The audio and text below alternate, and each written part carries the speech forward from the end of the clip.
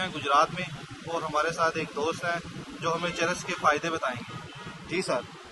Sir चरस के दो तीन ऐसे निशात है कि चरस ब्लड प्रेशर थोड़ा चोखा है ना, हाँ जी। ठीक है।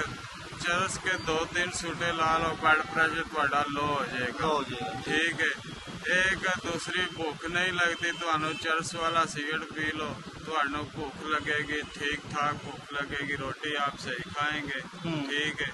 दूसरा, आपको किसी दोस्त पे, किसी दुश्मन पे चोखा गुस्सा लगा हुआ है, आप चरस वाले 2-4 सूटे लगा लें, आपका गुस्सा थोड़ा कम हो जाएगा। वाह, जबरदस्त। इसके अलावा दूसरे फिर ज्यादा जो पीते हैं वो नशेई बन जाते हैं। हाँ जी। ठीक है। हाँ जी। वो अपना नुकसान करते हैं।